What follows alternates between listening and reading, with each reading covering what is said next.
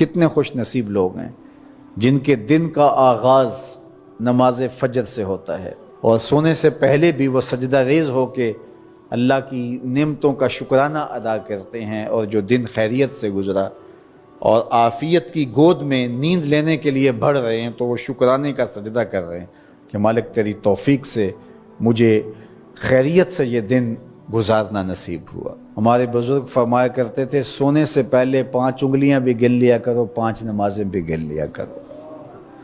اگر 5 نمازیں پوری ہیں تو اللہ کا شکر ادا کیا کرو کہ تمہیں توفیق اس نے عطا کی۔ اللہ اکبر۔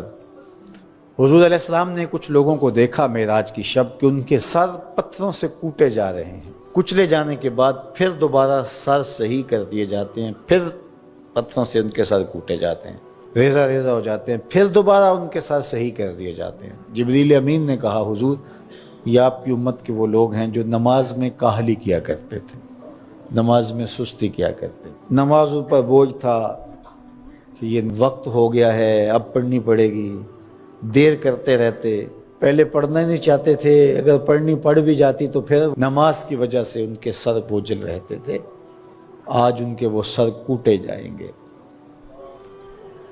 نوجوانوں بالخصوص میں آپ سے مخاطب ہوں، ماں باپ کو زور نہ لگانا پڑے، آپ کی منتیں نہ کرنی پڑیں، آپ کے ترلے نہ کرنے پڑیں، آپ کو جھڑکنا نہ پڑے، جب حیا علی الصلاۃ کی آواز آئے تم بستر سے چھلانگ لگا کے اٹھ جاؤ کہ میرے رب کا بلاوا ہے میرے نام۔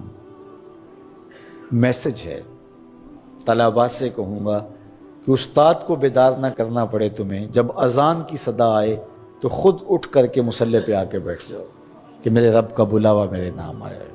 اپنے ہم عمر لوگوں سے کہوں گا طبیعت کی کمزوریوں کے باوجود رب کے بلاوے پہ مصلی پہ بیٹھ جاؤ۔ نماز کا چھٹکارا نہیں ہے، رستگاری نہیں ہے۔ زکوٰۃ نصاب پہ واجب ہوتی ہے، حج استطاعت پہ واجب ہوتا ہے، روزہ صحت کے ساتھ مشروط ہے، اگر شیخ فانی ہے یا ایسی بیماری ہے روزہ نہیں رکھ سکتا فدیہ دے دے۔ مسافر کو چھوٹ ہے، بیمار کو چھوٹ ہے کہ وہ دیگر ایام میں اس کی قضا کر لے، لیکن نماز کی چھوٹ نہیں ہے، بیمار ہے تب بھی پڑھے گا، صحت مند ہے تب بھی پڑھے گا، حضر میں ہے تب بھی پڑھے گا، سفر میں ہے تب بھی پڑھے گا۔ بالغ کے اوپر نماز کی کسی صورت میں بھی رخصت نہیں ہے، کھڑے ہو کے نہیں پڑھ سکتا بیٹھ کے پڑھ لے، بیٹھ کے نہیں پڑھ سکتا لیٹ کے پڑھ لے، اشارے سے پڑھ لے، وضو کے لیے پانی دستیاب نہیں ہے تو تیمم کر لے، حالت سفر میں ہے قصر کر لے، آدھی پڑھ لے پوری نہ پڑھے، دشمن کے مقابلے میں ہے صلاۃ الخوف کی صورت میں پڑھ لے۔ یہ نماز کا مسئلہ ہے، اتنی اہم نماز ہے۔ تو جن کے سر بوجھل رہے نماز سے، سردیوں میں ہوتا ہے اوپر نیچے نمازیں آ رہی ہوتی ہیں، ابھی عصر پڑھ کے گھر پہنچے تو پھر مغرب کی آ گئی، مغرب گھر کے پہنچے تو پھر عشاء کی آ گئی، تو کئی لوگ کہتے ہیں اے تو مولویاں نے آت چکی ایک، ابھی تو پڑھ کے آئے ہیں۔ تو کیوں شوق نہیں ہے تمہیں؟ ایک نماز کے بعد وہیں بیٹھ کے دوسری نماز کے انتظار میں مسجد میں قیام کرنے والا، اللہ اکبر، فرشتے ناز برداریاں کرتے ہیں۔ مسجد میں صحابہ بیٹھ جاتے ہیں، ایک نماز پڑھی اب دوسری پڑھ کے جائیں گے، دوسری پڑھی تو اب تیسری پڑھ کے جائیں گے، اور جب نماز کا وقت آتا تو وہ انتظار کرتے کہ ابھی تک اذان نہیں ہوئی۔ اور حضور جب حضرت بلال حبشی رضی اللہ تعالی عنہ کو اذان کے لیے کہتے تو کہتے ارحنا یا بلال، بلال اٹھو ہمارے دل کو راحت پہنچاؤ۔